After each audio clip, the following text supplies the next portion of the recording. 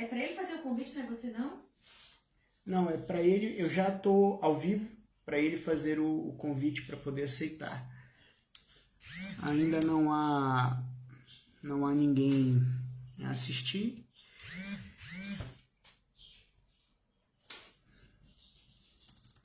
Nossa, eu nem sei cadê a página.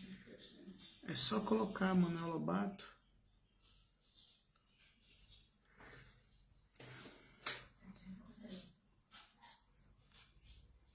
Vamos checar de para de Vamos.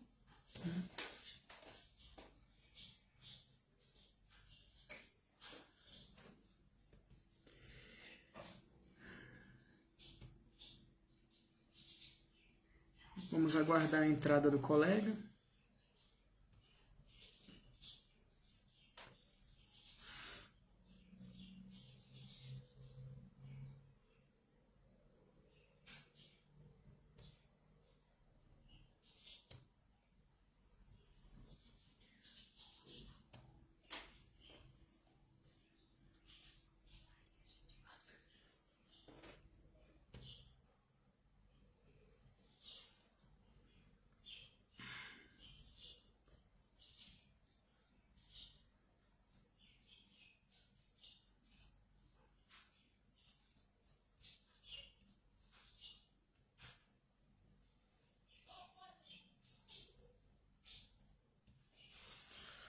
Alguma notícia?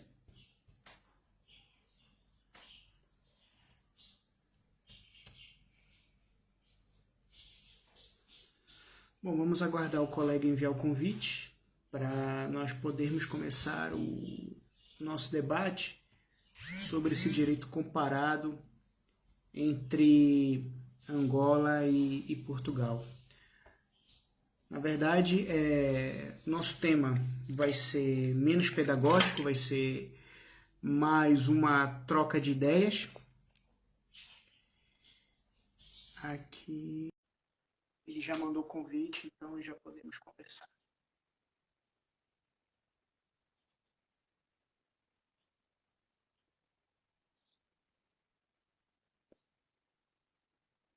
Eu acho que ele enviou o convite e, por uma razão qualquer, não entrou. Peça para ele enviar novamente, por favor.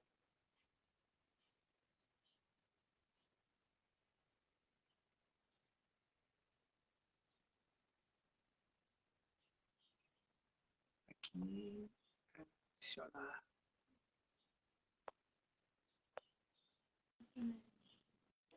Pronto, pronto. Boa tarde, Não colega. sei se me consegue. Boa tarde, não sei se me consegue Consigo lhe ouvir ouvir e perfeitamente. ver. Perfeito, Perfeitamente pronto. consigo lhe ouvir. Ainda bem, ainda bem. Bom, graças a Deus, superamos essa questão técnica, né? Já conseguimos Exato. agora dialogar ao vivo. Eu, desde já, lhe digo que eu fiquei muito feliz por você ter aceitado esse convite.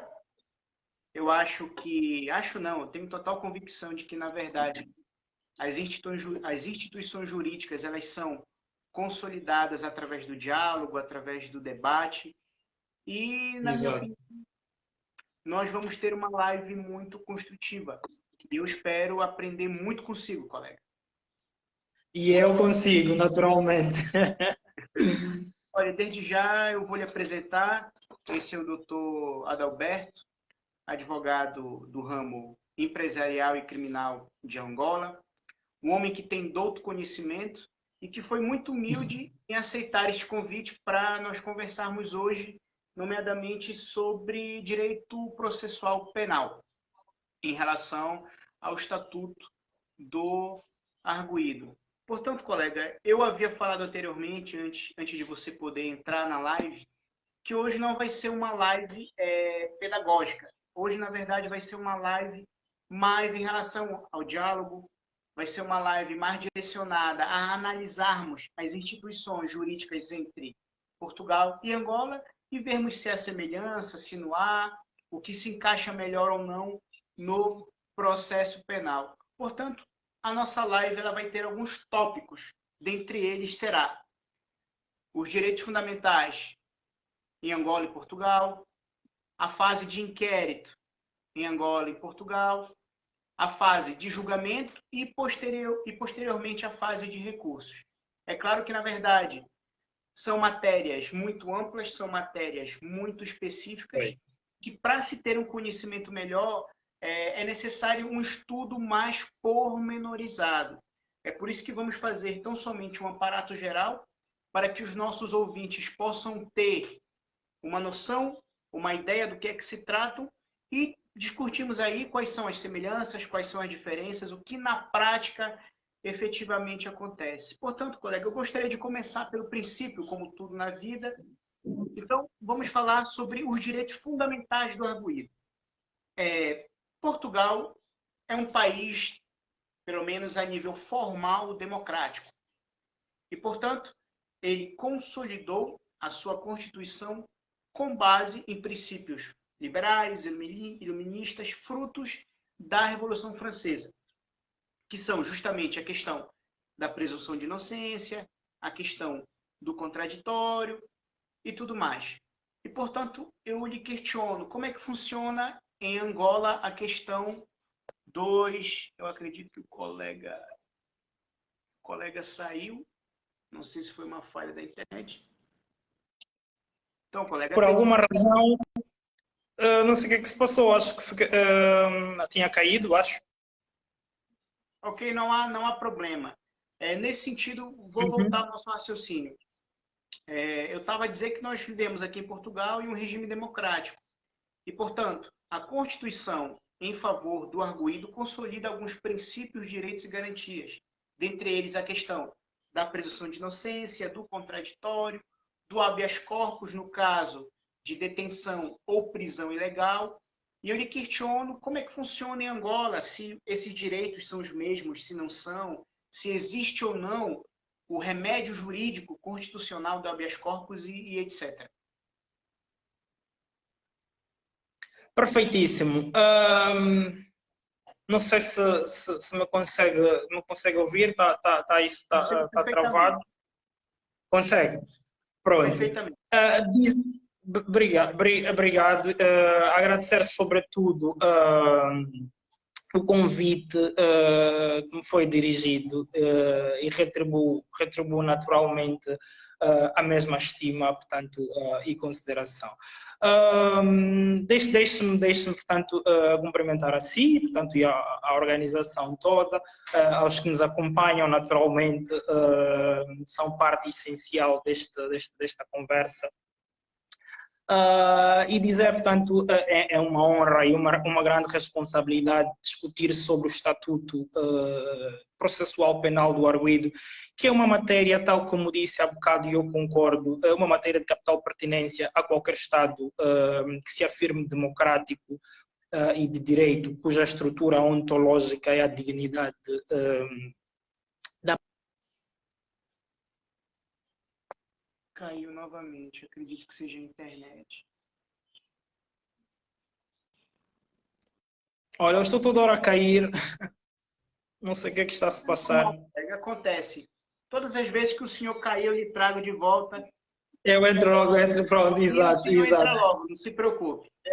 Sem problemas. Pronto, dizia portanto, antes de responder diretamente à questão, não é, que nos formula sobre os princípios constitucionais do arguido, sobretudo aqui em Angola, permita-me dizer, se calhar a título mais introdutório, não é? Porque temos se calhar pessoas que não estão muito familiarizadas com o direito, dizer como é que se adquire a qualidade, na verdade, como é que se adquire a qualidade de arguido, sobretudo cá olhando para a geografia angolana. E digo, portanto, adquire a qualidade de arguido todo aquele contra quem recai fortes indícios de que tenha praticado um determinado crime, ou todo aquele contra quem for deduzida a acusação ou requerida a instrução contraditória. Em Portugal, não sei, depois vai nos...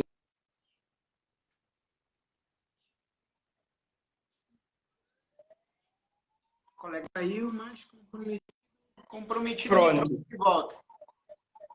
Lá estou eu de volta. Pronto, dizia, não sei se conseguiram ouvir pelo menos tudo que eu disse sobre a Constituição, portanto, sobre a qualidade do arguido. Sim, essa parte foi ouvida perfeitamente. Muito bem.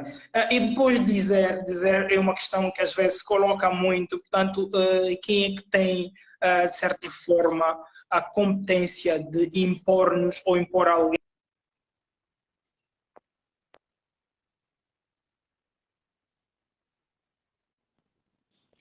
Quem é que tem, portanto, a competência de impor a qualidade de arguido a alguém? E diria rapidamente que, portanto, a qualidade de arguido é imposta pelo magistrado do Ministério Público, pelo órgão de polícia criminal ou pelo próprio agente que se vê, portanto, a ser investigado da prática de um crime.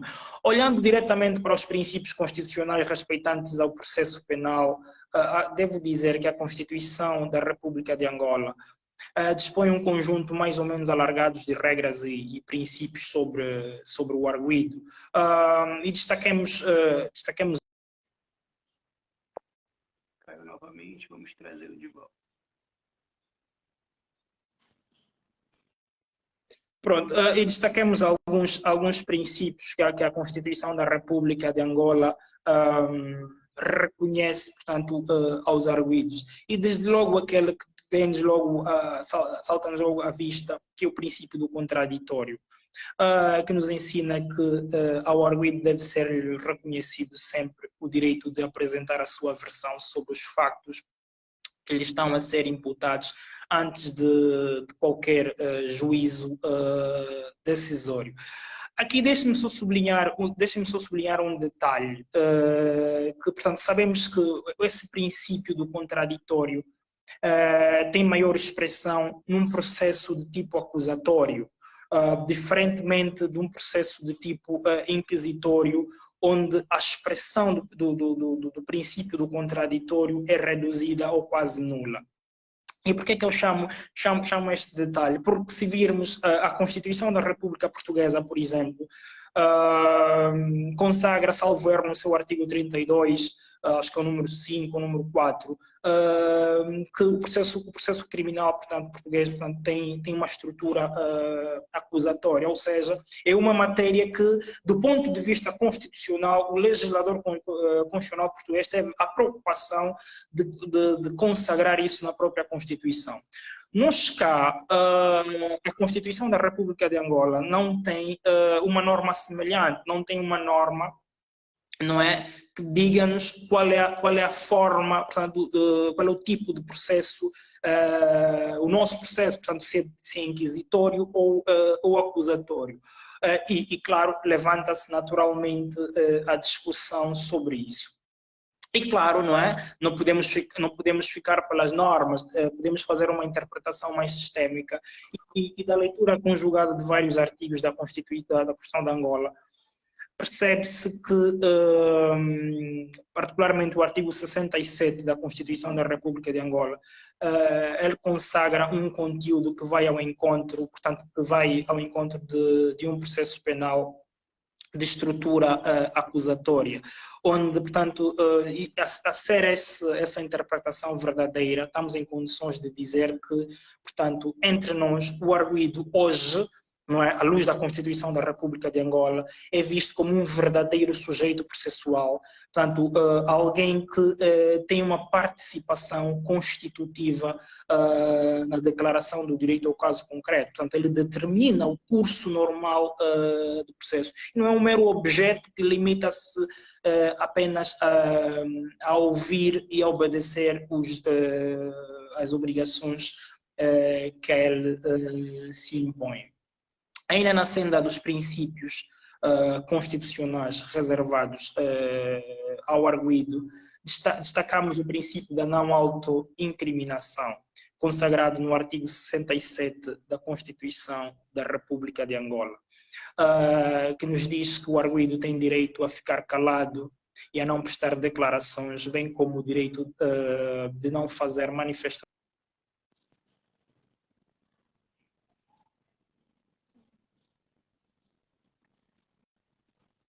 Pronto, falava do princípio da... Sim? Voltamos. Exato. Falava do princípio da não autoincriminação, consta do artigo 67 da Constituição da República de Angola, que nos ensina que o arguido tem, portanto, o direito a ficar calado e a não fazer ou a emitir declarações contra si. E sobre esse princípio da não autoincriminação, várias questões nos debates académicos cá em Angola e acho que em Portugal não é exceção. Portanto, várias questões têm sido levantadas e uma delas é a de saber se neste princípio da não autoincriminação cabe, por exemplo, o direito de recusar, do arguido recusar a submeter-se a um teste.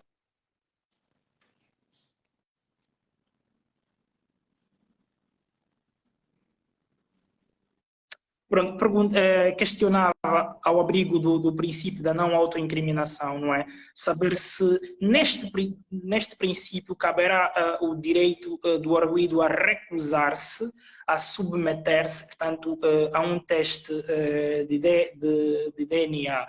Ou seja, estando a ser investigado da prática de um crime, por exemplo, homicídio, pode o arguido recusar-se que lhe seja subtraído material genético para se determinar o seu DNA. Há quem diga que esse direito a opor-se ao exame de DNA, ao DNA, portanto, não cabe no direito, nesse princípio da não autoincriminação. Quanto a nós, portanto, diríamos que cabe, sim senhora, ou seja, à luz do princípio da não autoincriminação, depois podemos discutir naturalmente, mas é a nossa opinião que à luz do princípio da não autoincriminação, o arguido pode recusar-se, sim senhor, a submeter-se a um teste de DNA e a sua vontade deve ser respeitada sob pena de se questionar a licitude da prova. Eu não sei como é que está isso a nível de jurisprudência, a nível de legislação. Em Portugal, sei, pelo menos não vi, não investiguei muito, mas vi pouca coisa. Vi alguma jurisprudência nesse sentido, que trata mais sobre... O colega saiu de novo, vamos colocá-lo. Pois bem, o colega, antes de cair novamente a rede, questionou como é que, a nível de jurisprudência, esse princípio... Eu gostaria de saber, a nível de legislação, como é que está essa questão? Ok, eu vou lhe dar aqui duas situações para poder se compreender como os tribunais andam a pensar na aplicação prática desse princípio. A nível de direito substantivo, ou seja, de aplicação da lei penal para tentar enquadrar o arguido na prática de alguma modalidade criminosa, infelizmente, em alguns crimes, como, por exemplo, condução sob o efeito de álcool, esse princípio vem sendo mitigado, esse princípio vem sendo diluído. Por exemplo, atualmente, um determinado indivíduo que...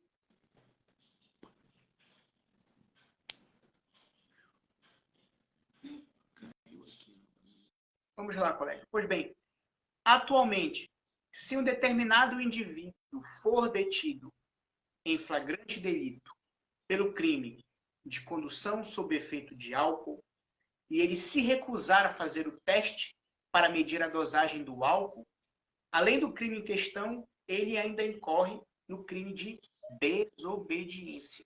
Justamente porque a jurisprudência tenta justificar no princípio do interesse preponderante. Ou seja, o interesse da sociedade, da coletividade, para a averiguação, para a apuração e, posteriormente, a aplicação da lei penal, prepondera sobre um direito individual do arguido. Eu digo isso com muito pesar porque eu discordo. Infelizmente, nesses casos, o princípio da não autoincriminação está a ser mitigado. Agora, relativamente à questão do exame de ADN, ou DNA, como chamam no Brasil, o que acontece? Temos antes que ter uma ideia do conceito do que é uma prova proibida e do que é uma prova nula. A prova nula nada mais é do que uma prova produzida com total desrespeito às formalidades legais. Ou seja, se uma prova for produzida e a sua específica formalidade legal não for observada, esta prova é nula e, portanto, a depender da situação, não poderá mais ser utilizada no processo. A prova proibida é, na verdade, uma violação de um direito ou garantia fundamental. Por exemplo, nós temos o direito à nossa integridade física inviolável. É um direito à integridade física. A partir do momento em que somos obrigados a fazer um exame de ADN que não... Caiu novamente. Vamos...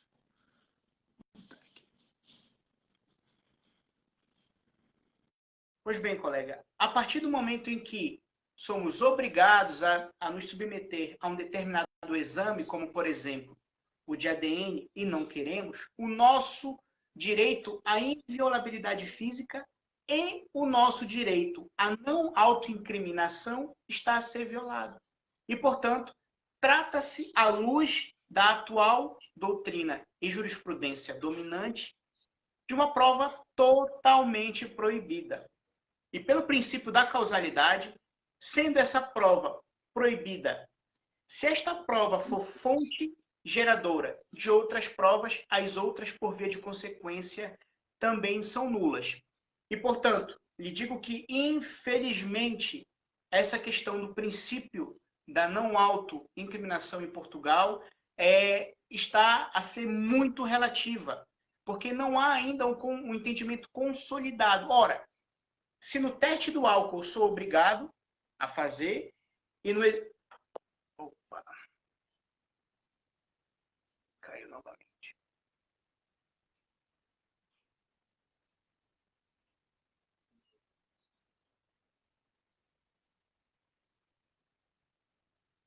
Vamos aguardar ele entrar. Acho que a net não está muito boa. Não consigo visualizar o colega ainda. Aqui diz que está adicionar. São pequenos problemas técnicos que sempre acontecem.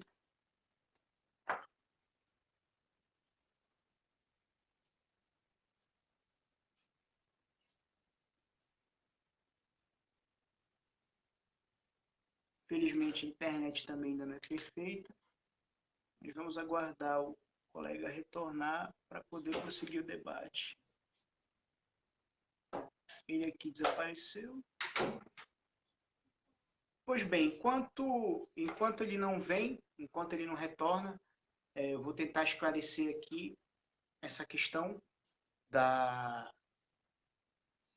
Tentar adicioná-lo de novo. Essa questão do princípio da não... Pois bem, o colega retornou, graças a Deus.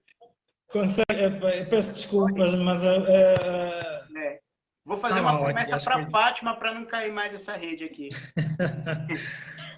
Amém. Pois bem, colega. Sim. Só para tentar concluir esse raciocínio e tentar ilustrar a questão da relativização do princípio da não autoincriminação. Ora, os tribunais portugueses aceitam como prova perfeitamente válida um teste de álcool realizado contra a vontade do arguido, para justamente apurar se há crime ou não de condução sob efeito de álcool.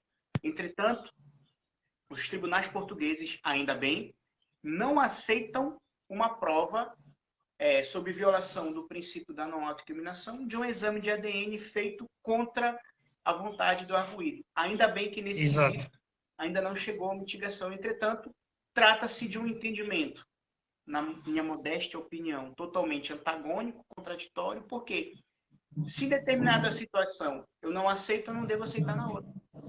Porque a ideia dos nossos direitos e garantias fundamentais é justamente nos protegermos contra as arbitrariedades do Estado. É uma resposta histórica por períodos obscuros em que passamos, em que, se o Estado assim o quisesse, chegava em nossas casas e tomava nossa propriedade. Não havia nenhum limite para poder frear o poder do Estado. E foi justamente a partir daí que gerou a ideia de direitos e garantias fundamentais que deveriam ser consolidados na Constituição para haver a submissão do Estado a esses direitos. Infelizmente, na prática, né, não conseguimos descortinar com plena eficácia a efetivação desses direitos. Mas, pois bem, colega, pode continuar. Em relativamente aos princípios. É interessante este feedback, permite a expressão da experiência prática portuguesa, não é? Como é que é tratada essa questão. Eu digo que, portanto, é uma questão que surgiu mais do ponto de vista, não é? Académico, nunca me confrontei na prática com um arguido que me colocasse essa questão, a dizer, doutor, portanto, estou a ser obrigado a fazer o teste de DNA, nunca me defrontei, portanto, com uma questão parecida, mas é uma questão que vem aí a caminho, e eu partilho perfeitamente das suas conclusões.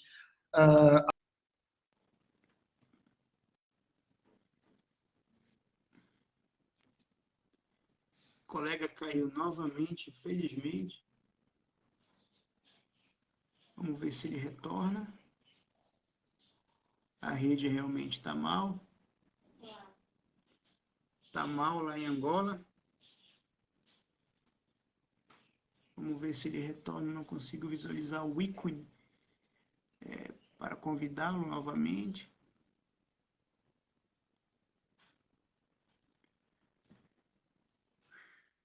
Pois bem, senhores, vamos ver se ele retorna.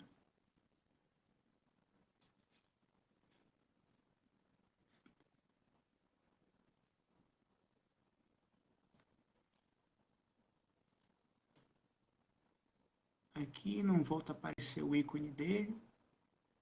Aqui, ele apareceu aqui. Eu vou tentar adicioná-lo novamente. Vamos ver se ele entra.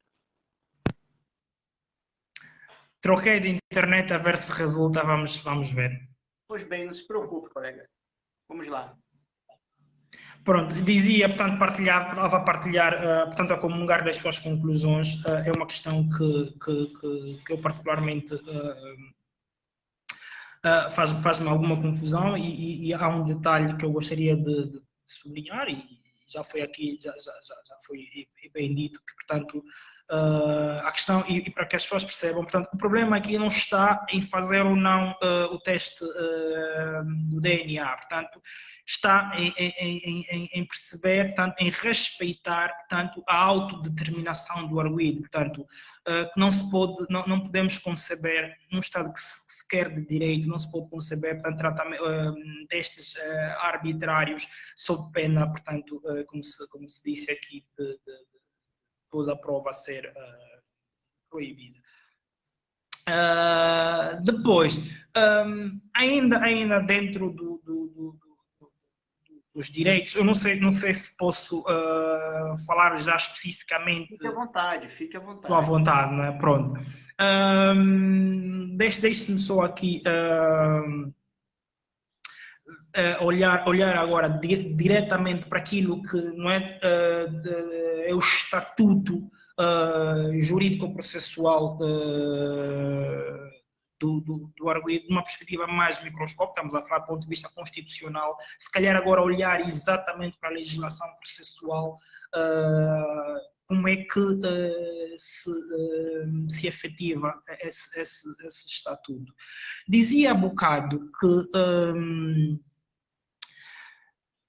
qual era a qualidade, portanto, quem é que adquiria a qualidade de arguido e etc. Sublinhar aqui que desde o momento que uma pessoa adquire a qualidade de arguido, ele é assegurado um conjunto de direitos e todos devem respeitar. É esse conjunto de direito que nós aqui chamamos do Estatuto Jurídico-Processual Penal do arguido. E buscando aqui os ensinamentos da professora Maria João Antunes, deixem-me só dizer que o Estatuto Jurídico-Processual do arguido está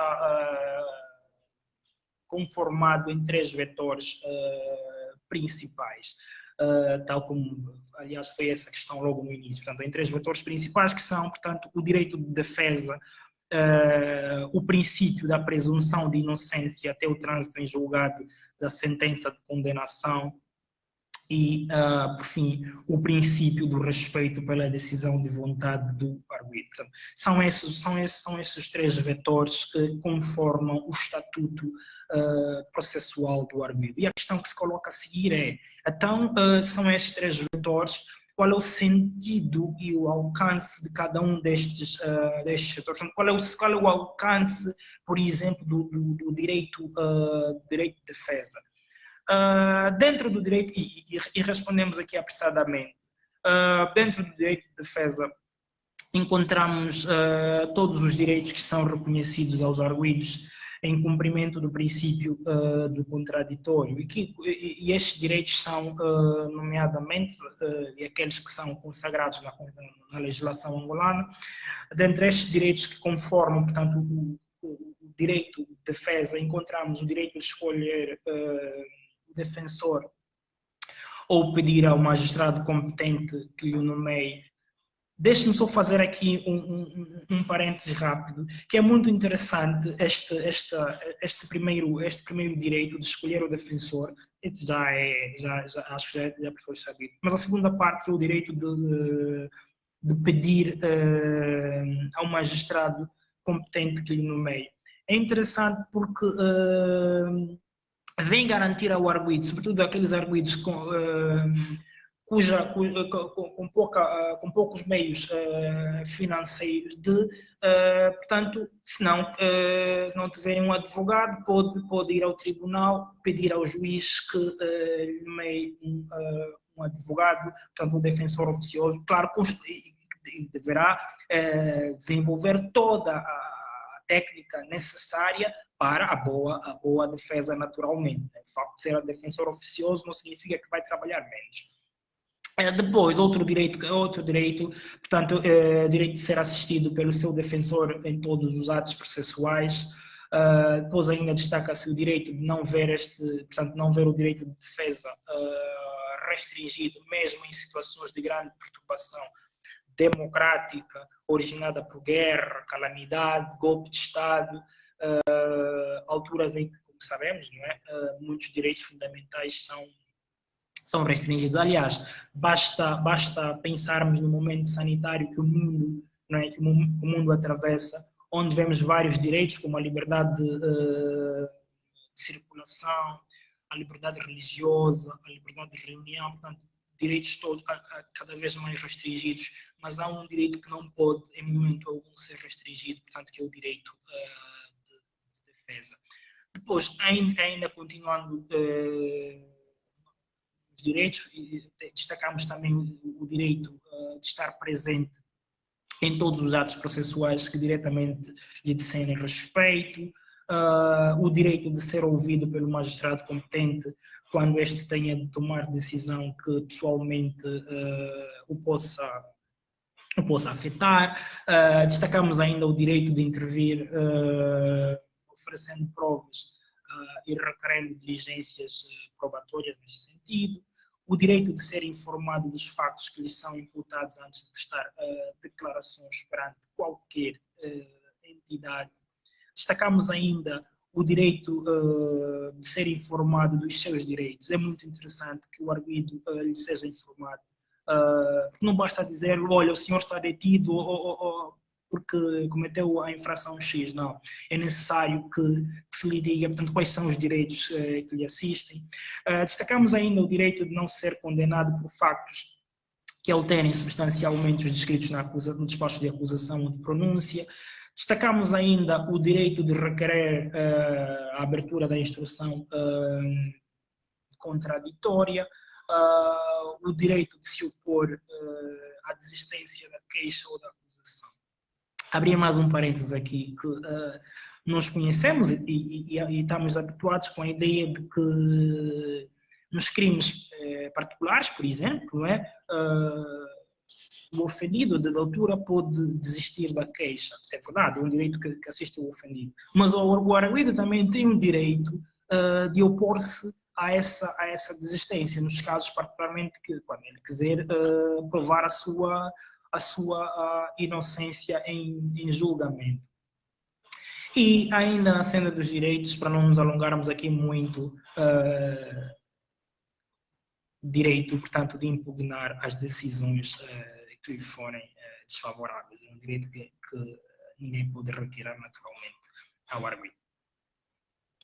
Na verdade, quando o colega fez a leitura e a explicação desses direitos, basicamente os mesmos direitos que o arguido tem em Angola, tem-se aqui em Portugal. Entretanto, especificamente agora, na fase de inquérito, eu vislumbrei que o colega utilizou um termo distinto. Aqui temos a abertura de instrução. E em Angola temos a instrução contraditória. Se a minha audição não falhou, foi mais ou menos isso que o colega disse. Agora, na fase de inquérito, o que acontece? Tem que se haver uma notícia de um crime, tem que se constituir um arguido, inicia-se a fase investigatória e, se forem recolhidos indícios suficientes de autoria e materialidade, é proferido o despacho de acusação. Se o arguido, eventualmente, entender que ali não há indícios, discordar desse despacho de acusação, ou até mesmo existir alguma circunstância jurídica, como, por exemplo, a prescrição, como, por exemplo, a convolução da qualificação jurídica do fato criminoso, essa acusação ela pode ser derrubada. Porém, no caso específico da ausência de indícios, é possível requerer a abertura de instrução, que é uma tentativa de justamente evitar que ocorra o julgamento, que o arguido seja não pronunciado, e nessa abertura de instrução ele pode requerer os atos de instrução, que é justamente ouvir testemunhas, que é justamente requerer a produção de determinadas provas que ilustrem que o mesmo não é o autor desse determinado fato criminoso, ou então ilustre a existência de alguma circunstância que obstaculize o exercício da ação penal e a sua submissão em determinado julgamento. Então, eu lhe pergunto sobre a abertura de instrução, a instrução contraditória em Angola. Como é que ela pode ser requerida? Se há semelhanças, se há diferenças? Como é que ocorre em Angola esse instituto? Bem, ainda bem que pergunta-me isso, que esse é um dos momentos em que se calhar nos separamos, sobretudo do ponto de vista daquilo que é a arrumação dos conceitos, porque na verdade, e é tradição, não é? O processo penal angolano tem algumas fases, e tem a fase da instrução, a fase de julgamento, depois lá mais para o fim do dia, não é? Eventualmente a fase, portanto, do recurso. É aqui na instrução, a fase da instrução, portanto, no processo penal angolano, a fase da instrução, ela divide-se em dois momentos, que é a instrução preparatória, aquilo que em Portugal, portanto, chama-se inquérito, e a fase da instrução contraditória, aquilo que, salvo erro, em Portugal, portanto, chama-se simplesmente instrução, não é? Instrução, isso. Exatamente, pronto.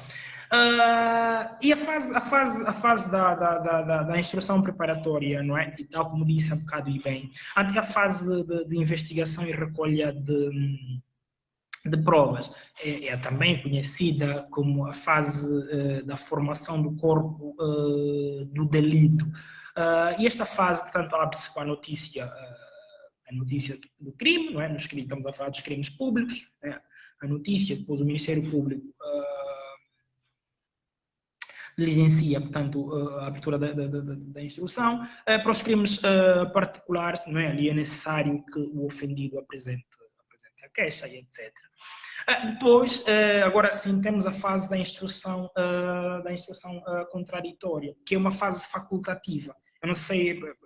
Aqui em Portugal também é facultativa. É a mesma coisa, não é? Pronto, que é facultativa. Essa fase da instrução contraditória entre nós, portanto, tem por fim obter uma decisão judicial que confirme ou anule o mérito da acusação ou do despacho de arquivamento. Portanto, imagina que eu sou arguido, não é? E o Ministério Público, no fim da instrução preparatória, profere um despacho de acusação. Portanto, para evitar que eu vá a julgamento, eu posso requerer, se tiver fundamentos, não é? Para isso, portanto, pode ser uma manobra meramente dilatória, naturalmente. Se tiver fundamentos para isso, antes da fase de julgamento, eu posso, além de conferir um outro momento processual, que é a instrução contraditória, para pôr em causa o despacho de acusação. Portanto, é essa a essência do processo da fase da instrução contraditória, mutatis mutandis, não é? Portanto, se eu for o assistente e existir, portanto, um despacho de arquivamento, inconformado com o despacho de arquivamento, posso naturalmente abrir também a fase, requerer a abertura da fase da instrução, portanto, contraditória. E, colega, na instrução contraditória, os termos são pronúncia e não pronúncia? Não. A pronúncia, sim, é um bocadinho para no fim, não é? Portanto, haverá caso se confirme, portanto, haverá a pronúncia, não é? Que é logo o caminho, não é? Para ir à fase.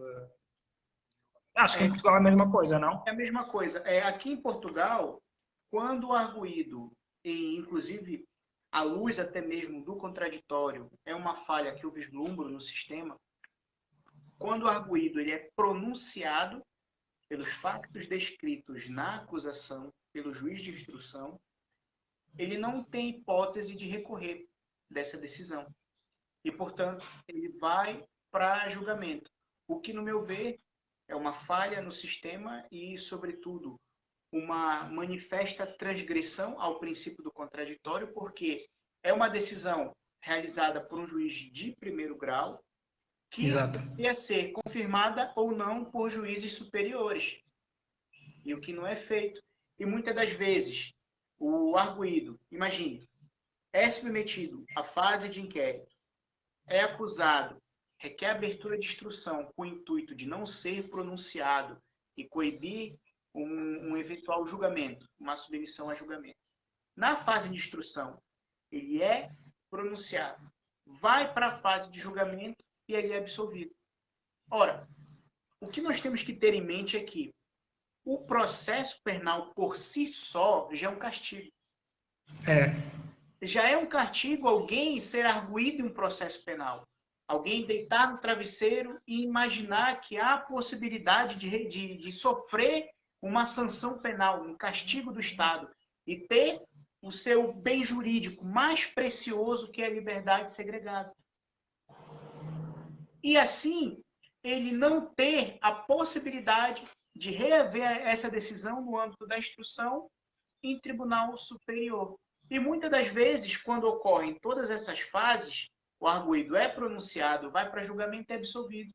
Ou seja, todo esse transtorno que ele passou, do início ao fim do processo, poderia ser evitado. Exatamente. Aqui em Portugal, está dentro das hipóteses ou melhor dizendo, está dentro dos recursos que não são possíveis recorrer da decisão instrutória quando se é arguido. Quando o assistente pede abertura de instrução e, eventualmente, o seu pedido não é acatado, ele pode recorrer. O arguido, não. Ou seja, aí há uma violação até o princípio da igualdade de armas. Afinal, o assistente que não é arguido teria mais direitos que o próprio arguido, que é sujeito daquele processo, que é realmente o centro daquele processo. E eu não sei se em Angola é possível recorrer ou não da decisão instrutória quando o arguido ele é pronunciado. Interessante, interessante. Sobre o despacho de pronúncia, em regra é irrecorrível. Portanto, não se pode recorrer em regra do despacho de pronúncia. Mas é só em regra, porque excepcionalmente pode-se recorrer ao despacho de pronúncia naqueles casos em que o despacho de pronúncia portanto, vai além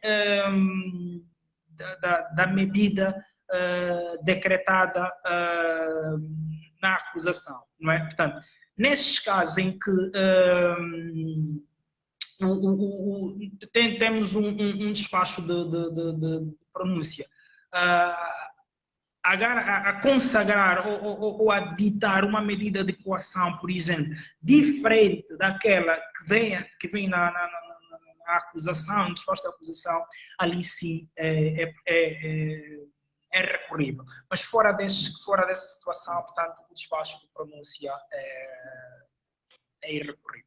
Ok, colega. Agora, superando essas questões preliminares sobre a fase de inquérito, a fase de instrução, já temos uma ideia mais ou menos de como alguém pode ser constituída arguida, dos direitos que essa pessoa tem ou não, passando para a fase de julgamento em si. Porque aqui em Portugal nós temos o processo comum e temos os processos especiais, que se subdividem em processo sumário, sumaríssimo e abreviado. Fora dessas hipóteses, o processo vai para o processo comum, que se trata, na verdade, de uma fase mais composta, mais ampla, eu diria até mesmo que mais garantista, porque ali realmente se faz mais jus à questão do contraditório, à questão da presunção de inocência, para a defesa e etc. E o meu questionamento é se em Angola, quais são as modalidades de processo, se há processos especiais, se não há, se só há um tipo de processo, como é que as coisas funcionam aí? Interessante. Olha, nós cá em Angola também temos portanto, duas formas de processo, não é? O processo comum e o processo especial. E seguem a forma do processo especial. Os casos imagina, de flagrante delito, em casos em que, claro, com uma penalidade não superior a 3 anos, ou uma moldura penal não superior a 3 anos. Portanto,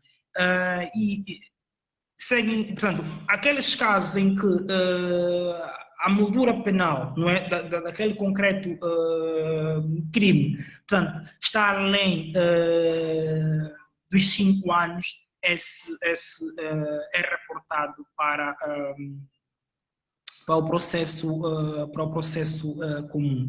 Ainda segue a forma especial, os processos abreviados, que é para os crimes puníveis com pena até 5 anos, portanto, e fora destes casos, portanto, e um outro caso que depois o Supremo decide em primeira instância, fora destes casos, os processos seguem a forma comum.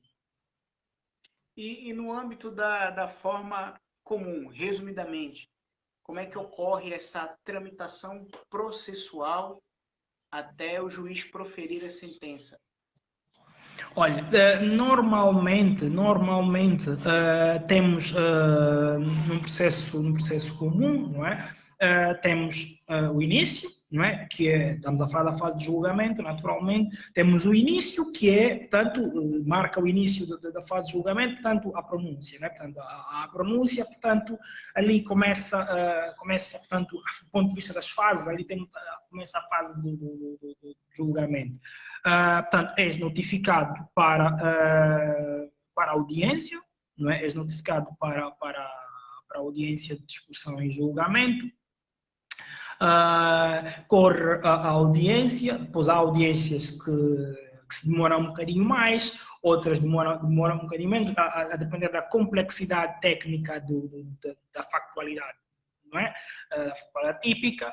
E depois portanto, terminada a audiência, já agora do ponto de vista mais técnico, portanto, terminada a audiência, vem o momento das alegações, fazem-se as alegações e feitas as alegações,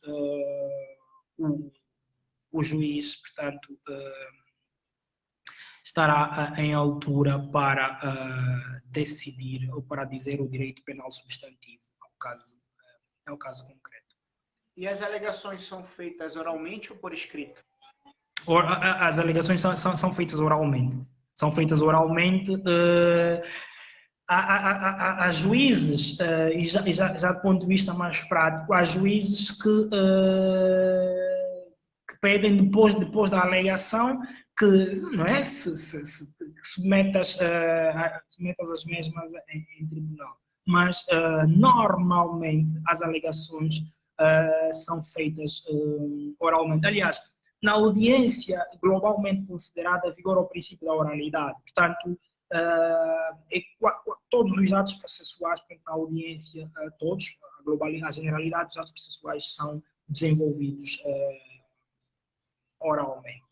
Agora surgiu-me um questionamento que eu entendo que seja pertinente e eu não sei como é que isso funciona em Angola, mas aqui há o princípio da imediação, que na verdade basicamente pressupõe o seguinte: as provas produzidas na fase de inquérito devem ser produzidas na fase de julgamento, que é justamente para que o juiz que vai julgar tenha acesso a todas essas provas e até mesmo porque, como o contraditório será concretizado na fase de audiência, para o próprio arguido ter oportunidade de se pronunciar diante do juiz acerca das provas que foram produzidas na fase de inquérito e provas que consubstanciaram nos seus indícios de autoria. Então, aí em Angola há esse princípio? Sim, senhor. Sim, senhor. A senhora e mais.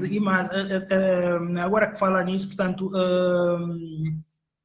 mais do que em regra, portanto, em princípio, na fase de julgamento, portanto, cá vigora o princípio da livre apreciação da prova. Portanto, portanto, isso não obsta que o arguido querendo, portanto, aliás, é o momento em que ele está mais à vontade para pôr em causa as provas produzidas na fase de instrução preparatória, porque repare que a instrução preparatória é secreta. Portanto, o arguido tem pouco contacto com a produção de prova na fase precedente. Portanto, assim sendo, né, porque tem pouco contacto, é do interesse, naturalmente, e não poderia ser diferente do interesse do arguido em pôr em causa toda a prova. E o juiz não pode, naturalmente, em homenagem ao princípio contraditório, o juiz não pode, naturalmente, privar o arguido de pôr em causa, ou de, se necessário, produzir novos elementos de prova. Inclusive, aqui, as provas que foram produzidas no inquérito, salvo algumas exceções, e não forem apreciadas na fase de julgamento, elas não podem servir para que o juiz condene o arguido com base nessas provas, justamente porque essas provas não passaram pelo crivo da imediação e justamente do contraditório. Por exemplo, se uma testemunha na fase de inquérito prestou o depoimento, mas na fase de julgamento não prestou, o juiz não pode servir de sua fundamentação desse depoimento para condenar o arguido, justamente porque a testemunha não confirmou os fatos que ela declarou no inquérito, no julgamento. Portanto, é um princípio que eu diria que é muito importante e que os colegas que atuam na área criminal realmente tivessem uma atenção redobrada para isso, porque o que na prática vemos é que muitas provas que não foram analisadas em julgamento, provas que tão somente foram ali produzidas no inquérito, servindo de base para que o juiz condene o arguido sem essas provas Exato. anteriormente analisadas. Portanto, na prática... Mas é engraçado que depois... E agora surgiu uma questão, não é? Mas isso depois não põe... não dificulta um bocadinho aquilo que é a essência do princípio da livre apreciação. Disse no início, não é? Que o arguido prestou declarações ou depoimento, portanto, na fase de instrução preparatória. Depois, lá mais para o fim, na fase de julgamento, remete-se, por exemplo, ao silêncio, nada mais diz, está quietinho, que é um direito ao silêncio, naturalmente. E a questão é, portanto, o juiz, diante dessa situação, não pode valorar, ao abrigo do princípio da livre apreciação da prova, não pode valorar a prova produzida em instrução preparatória? Olhe, colega, se essa prova não foi confirmada na fase de julgamento, não. Porque, basicamente, a ideia é a seguinte. O inquérito, como o nome já próprio diz, inquérito. No inquérito, tecnicamente, não há o pleno exercício do contraditório. Exatamente. É uma fase de preparação, é uma fase investigativa. Os órgãos de polícia criminal, sob o comando do Ministério Público, vão efetuar as diligências necessárias a fim de descobrir a verdade real dos fatos, se houve ou não um crime. Superada a fase de inquérito, proferido o despacho de acusação, vamos para o julgamento. Se no julgamento essas provas produzidas no inquérito não forem confirmadas ou não forem sim. ponderadas, aí o juiz não pode se servir dessas provas não analisadas para condenar o arguido.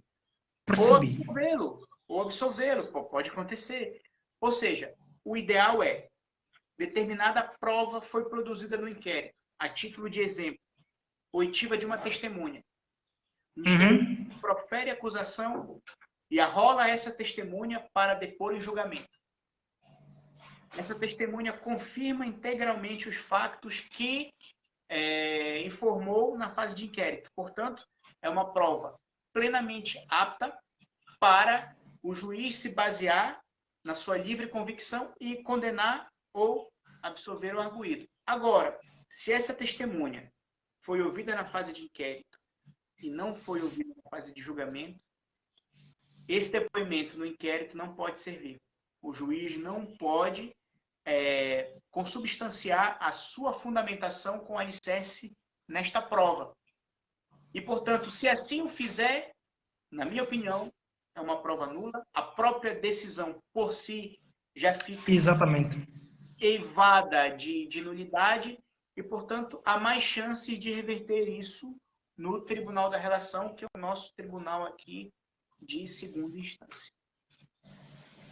Perfeito.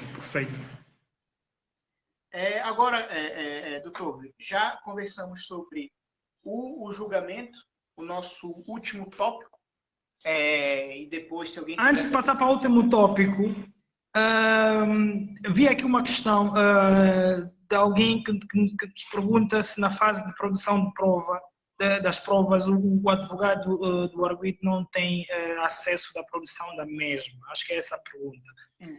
Acho que é Pedro Moreira. Colega Pedro, eu não sei se refere a qual das fases, se refere à fase da instrução preparatória ou à fase de julgamento. Se for a fase de julgamento, naturalmente tem, não é? Porque na fase de julgamento o contraditório manifesta-se a 100% na fase de julgamento. Portanto, naturalmente, o advogado acompanha todos os passos da produção da prova. Na fase da instrução, eu não sei se o Pedro fala de Portugal ou escreve de Portugal ou de Angola, mas se tiver a escrever a Portugal de Angola, quando digo que a fase é a instrução preparatória. Na fase da instrução preparatória, ele responde que é a instrução preparatória. Nessa fase, essa fase é secreta. Portanto, o advogado tem pouco acesso tem pouco acesso à produção da prova. Espera simplesmente, como se costuma dizer, o advogado fica à espera, o advogado, portanto, o arguido, fica à espera do despacho de acusação, por exemplo, para saber o que é que efetivamente está em causa. Só estou aproveitando também a pergunta do colega, se isso fosse aplicado aqui em Portugal, aqui nós temos o princípio da publicidade, ou seja, em regra, os processos são públicos. Porém, se o inquérito versar sobre um crime que eventualmente vise proteger a intimidade da vítima, como no caso dos crimes de violação, nos casos dos crimes que envolvam menores, o inquérito ele é produzido de maneira sigilosa. Após a fase de acusação, ele se torna público. Portanto, em crimes que não estejam englobados pelo segredo de justiça, o advogado tem total acesso, inclusive podemos requerer a confiança do processo na fase de inquérito, que é o que eu costumo fazer. Eu costumo analisar o que há no inquérito ali, para poder ter uma ideia de qual o melhor caminho percorrer, de qual a melhor prova tentar contraditar, e já ir mais preparado para a fase de julgamento, se houver. Em resumo, se o crime em causa tiver englobado pelo segredo de justiça, o inquérito é sigiloso, senão ele é público.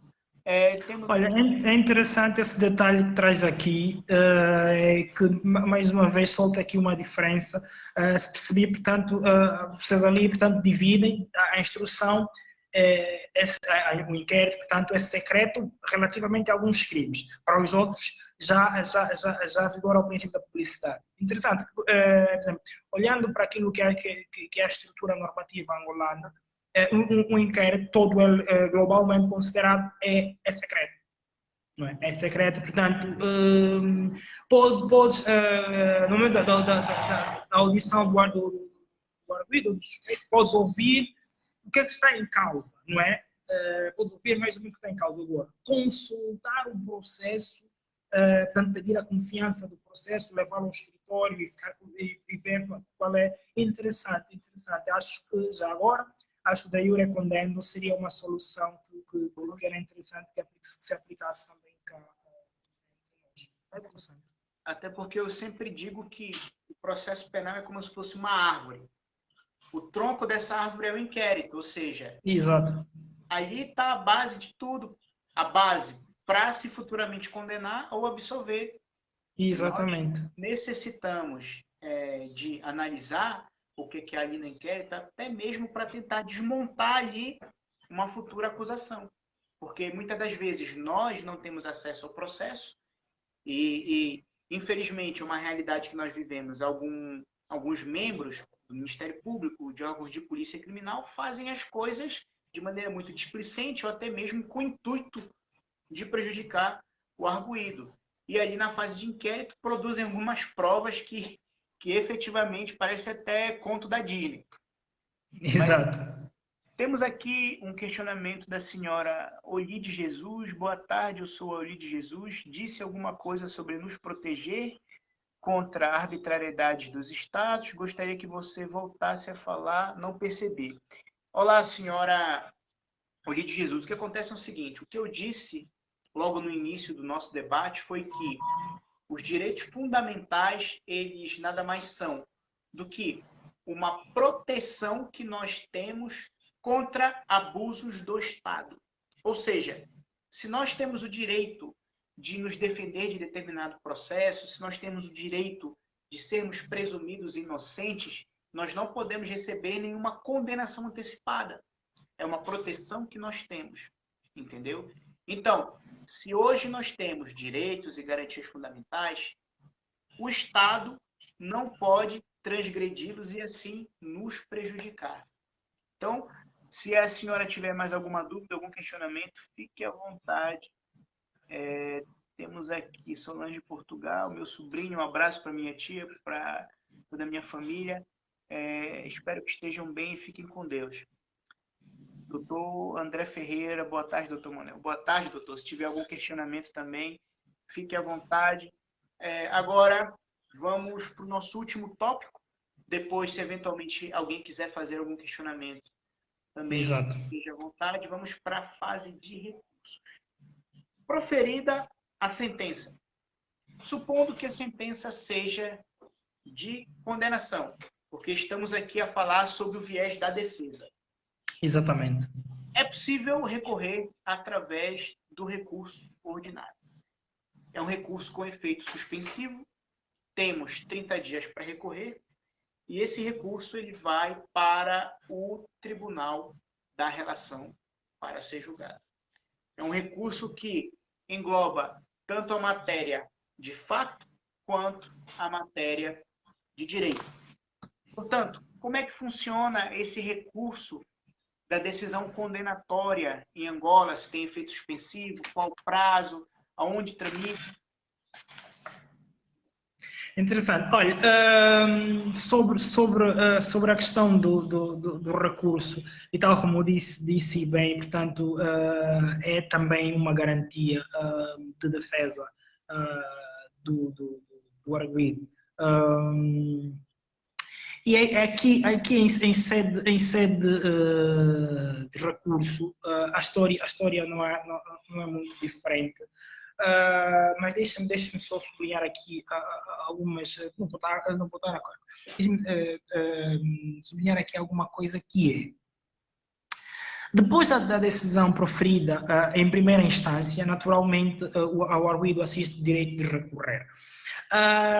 E nós, do ponto de vista legislativo, do ponto de vista daquilo que é a produção normativa, nós temos, a lei diz-nos, portanto, da decisão proferida do Tribunal de Primeira Instância, particularmente dos tribunais de comarca, recorre-se ao Tribunal da Relação. É o que diz a lei e tudo bem. Só que, do ponto de vista prático, nós não temos Tribunal da Relação. Na prática, ainda não temos tribunais da relação. Provavelmente era para começarmos a ter este ano, não sei como é que esse processo está, mais dias, menos dias, se calhar eles começam a funcionar. Mas hoje, no momento em que estamos cá a conversar, não temos Tribunal da Relação. Então o que é que se passa? Como é que se processa isso? A proferida a sentença em tribunal de primeira instância, nós chamamos aqui dos tribunais provinciais, não é? Que são iguais aos tribunais de comarca. Proferida a sentença nestes tribunais provinciais, ou se preferimos o tribunal de comarca, ao invés de irmos para a relação, não é? Que a lei diz vai para a relação, vai-se ao Supremo Tribunal. Vai-se ao Supremo Tribunal o Supremo Tribunal conhece do recurso na primeira Câmara, portanto, não em plenário. Aprecia o recurso na primeira Câmara. Essa primeira Câmara funciona como tribunal, portanto, da relação. Sobre os poderes, aquilo que o tribunal, portanto, há de quem não é, deve conhecer. Também, tal como em Portugal, aqui é igual, portanto, conhecerá, portanto, quer de matéria de facto, quer de matéria de direito. Portanto, é igualzinho. Depois, eu não sei como é que essa questão está agora tratada em Portugal. Portanto, nós aqui vigora o princípio do duplo grau de recurso, portanto, de acordo com o qual é admissível o recurso de decisões proferidas em recurso. Portanto, de primeira instância, portanto, do Tribunal de Comarca, recorro para a relação, da relação posso recorrer para o Tribunal Supremo. E aqui, o recurso que se faz da decisão proferida em recurso pelo Tribunal da Relação para o Supremo conhece, em regra conhece apenas sobre direito, não é? E não sobre factos, em regra. Mas pode também conhecer sobre matéria de facto. E nos casos em que existe uma manifesta contradição entre o fundamento e a decisão, ou naqueles casos, por exemplo, em que o Tribunal da Relação profere uma sentença, uma pena, portanto, aplica uma pena ao agente, uma pena, portanto, superior a 5 anos. Nestes casos, o Tribunal Supremo conhecerá, quer de matéria de direito, quer de matéria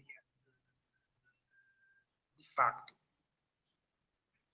Colega, e após esse recurso, nós aqui temos duas modalidades de recurso. Na verdade, não é após, ele está englobado. Temos o recurso ordinário, que é este recurso que, na verdade, tem o objetivo de reformar uma decisão em primeira instância.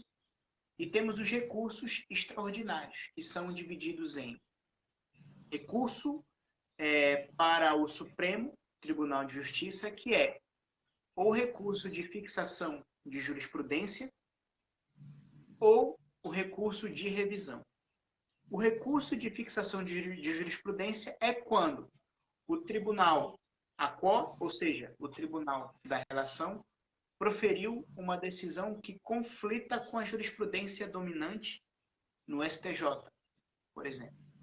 Ou seja, o pressuposto de admissibilidade é basicamente esse. O recurso de revisão é aquele que, no lapso temporal de 5 anos, se ocorrerem alguns fatos novos que tenham condão de alterar toda a estrutura jurídica que foi firmada na decisão, é possível recorrer para o Supremo através do recurso de revisão. E temos o último recurso, que é o recurso extraordinário que vai para o Tribunal Constitucional, a fim de discutir violações de normas constitucionais. Portanto, o quadro recursal em Portugal é basicamente esse. Nesse aspecto, em Angola, há recursos extraordinários ou não? Há recursos especiais que vão para instâncias superiores? Sim, senhora. E a semelhança de Portugal, por exemplo, nessa parte introdutória. Em Angola, também temos dois tipos de recursos, né, que é o recurso ordinário e o recurso extraordinário. Sendo que o recurso ordinário corresponde ao recurso de sentenças ainda não transitadas em julgado.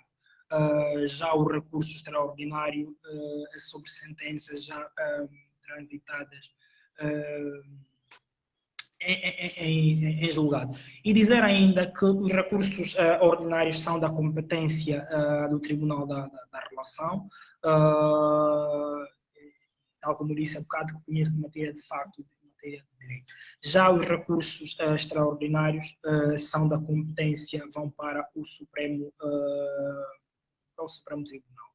E sobre, nós temos aqui 3 tipos de recurso extraordinário, que é o recurso extraordinário de fixação de jurisprudência, não é? Com os mesmos fundamentos que disse há bocado. Depois temos o recurso de revisão, não é? Também com os mesmos fundamentos, portanto, surgimento de factos novos, ou sendo os anteriores comprovadamente falsos. Imagina, depois de proferir a sentença transitada em julgado, percebe-se que ela baseou-se em factos falsos, não é? Portanto, a sentença já foi transitada em julgado, portanto, pode-se abrir, requerer, portanto, esse recurso extraordinário de revisão da sentença. E temos um outro terceiro recurso extraordinário, que é o recurso de cassação. Também é da competência do Tribunal Supremo, que é relativo, portanto, às decisões penais condenatórias transitadas em julgado que se afigurem em violação violação grave da lei substantiva ou adjetiva. Portanto, se nós tivermos uma decisão proferida num tribunal não é? E já transitada em julgado, e percebe-se que a mesma assenta em violação grave da lei substantiva ou da lei adjetiva, apesar de já transitada em julgado, o interessado, portanto, poderá recorrer ao Supremo. E mais,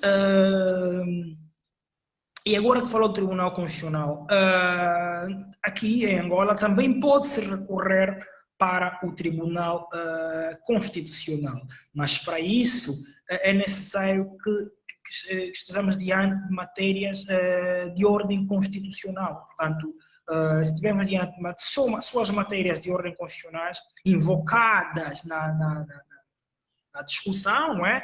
E negligenciadas pelo decisor, ali sim, depois do Supremo, podemos ainda ir para o Tribunal Constitucional. Deixa que eu diga alguma coisa aqui rápida, que é, isso não é assim tão pacífico, sobretudo do ponto de vista dos decisores, quer do Tribunal Constitucional, quer do Tribunal Supremo. Depois dá aquela ideia de que o Tribunal Supremo o Tribunal Constitucional está acima do Tribunal Supremo, ou o Tribunal Supremo, portanto, está acima, portanto, qual deles é o tribunal que está acima. Pronto, são algumas questões que às vezes se levantam, mas naturalmente não tem muito por onde se pegar, mas sim tem estado a ocupar alguns debates jurídicos.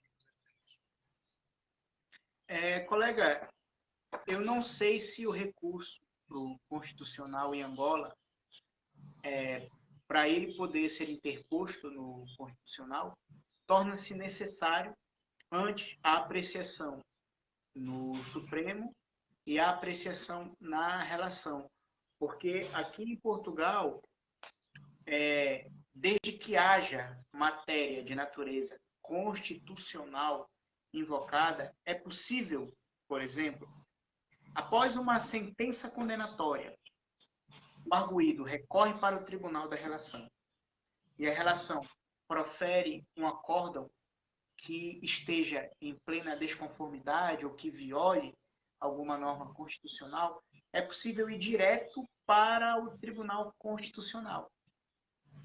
Ou seja, o interessante é que aqui os tribunais portugueses têm a prerrogativa de declarar uma norma constitucional ou não. Ou seja, é um controle de constitucionalidade muito mais aberto. Não é necessário o Tribunal Constitucional dizer essa norma é ou não é. Um próprio juiz, por exemplo, de primeiro grau, diante de um caso de violação de normas constitucionais, pode declarar ou não essa norma constitucional. E, portanto, não é necessário ir diretamente ao Constitucional para dizer se essa norma é ou não compatível com a Constituição. Portanto, eu não sei se o colega tem mais alguma coisa a dizer sobre o tema. No fundo cai a mesma coisa. Portanto, os tribunais da jurisdição comum têm também a competência de declarar, portanto, a inconstitucionalidade, portanto, de uma norma. Não há necessidade embrionária de ir já para o Constitucional, quando, não é, os próprios tribunais os tribunais comuns podem fazer isso. Deixe-me só aqui sublinhar mais uma nota que eu, pelo menos, acho particularmente interessante em sede de recurso, que é o princípio, portanto, da proibição da reformácio, portanto, in pes, portanto, ou seja, o princípio da proibição da reforma para pior, que nos ensina que, portanto, interposto um recurso pela defesa, o Tribunal Superior não pode modificar na sua espécie, portanto, a decisão constante, a decisão recorrida. Eu acho que é uma das grandes, não é, garantias também do arguido, para confortá-lo de recorrer quando quiser, dentro, naturalmente, da racionalidade processual. E também é uma verdadeira homenagem ao direito, ao acesso à justiça. É um princípio Ao direito. que, ao meu ver, ele está diretamente vinculado à segurança jurídica. Porque, imagine, um arguido já foi condenado, já recebeu um castigo penal. E na eventual hipótese de se recorrer ainda dessa decisão, ou melhor, na hipótese dele recorrer dessa decisão, Ainda é mais, pois. o tribunal ainda pode prejudicá-lo ainda mais. Exato. Portanto, doutor, eu fico muito agradecido. Consegui subtrair muito conhecimento através de suas palavras. Fico extremamente feliz pelo convite. Espero ter a oportunidade de termos mais temas para debater, de marcarmos novas lives, novos debates. Eu, por acaso, não conheço Angola. Espero que essa situação pandêmica acabe logo para poder conhecer. Ouvi dizer que as praias aí são muito bonitas. Podemos aí tomar São fantásticas. Entendeu? E estou muito feliz pelo convite, sinceramente.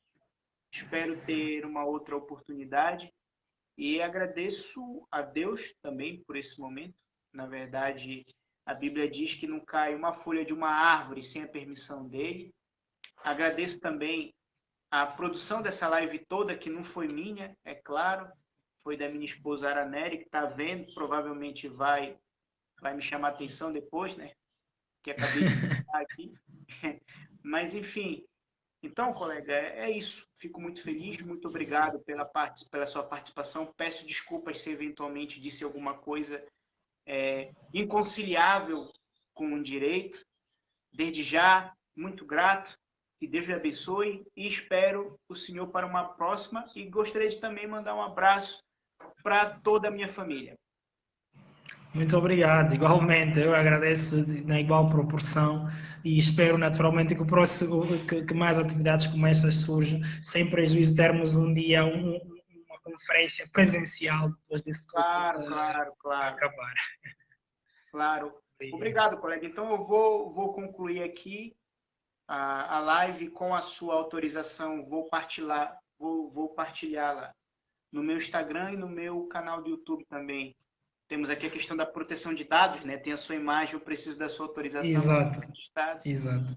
Então, colega, olha, de coração, muito obrigado. Muito obrigado mesmo. E lhe aguardo para uma próxima, ok? Muito obrigado. Deus abençoe todos vocês também que nos ouviram. Obrigado, igualmente. Tchau. Muito obrigado pela atenção. E até a próxima. Tchau, tchau. Até a próxima. Tchau.